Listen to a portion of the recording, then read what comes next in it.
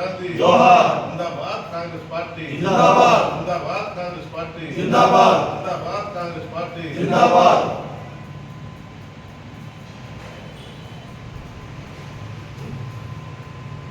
అందరికీ నమస్కారం అండి. ఈరోజు భారత మాజీ ప్రధాని అతి చిన్న వయసులో భారతదేశాన్ని ప్రధానంగా పరిపాలించిన గొప్ప నాయకులు శ్రీ రాజీవ్ గాంధీ గారి వర్ధంతి. ఈ సందర్భంగా వారి గురించి భావితరాల వారికి తెలియాలి కాబట్టి మనం ఖచ్చితంగా వారి గురించి మాట్లాడుకోవాల్సిన అవసరం ఉంది.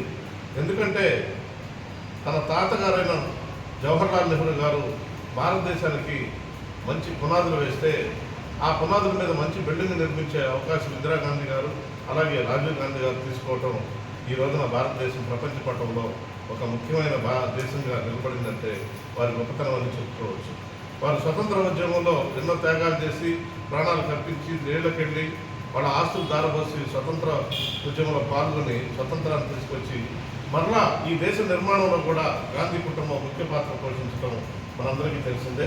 అయితే ముఖ్యంగా రాజీవ్ గాంధీ యువకునిగా ఉండి వారు కంప్యూటర్ రంగంలో అలాగే ఎలక్ట్రానిక్స్ రంగంలో భారతదేశాన్ని పరుగులు పెట్టించారని చెప్పుకోవచ్చు. ఈ రోజున మోడీ చెప్తున్నాడు డిజిటల్ యుగం డిజిటల్ వ్యవహారం అంతా కూడా డెవలప్ అయిందంటే ఆ రోజున రాజీవ్ గాంధీ గారు వేసిన పునాది మాత్రమే అని చెప్పి భావితరాల వారికందరూ కూడా తెలియాల్సిన అవసరం ఉంది. కాబట్టి అటువంటి గొప్ప మేధావి భారతదేశ సౌరభామ అధికారాన్ని ఎక్కడ పోగొట్టుకుంటుందో అని కొన్ని నిర్ణయాలు తీసుకోవడం వల్ల ఎల్టీటీ ఉగ్రవాదం చేతిలో వారు మరణం చెందారు. అది చాలా బాధాకరమైన విషయం.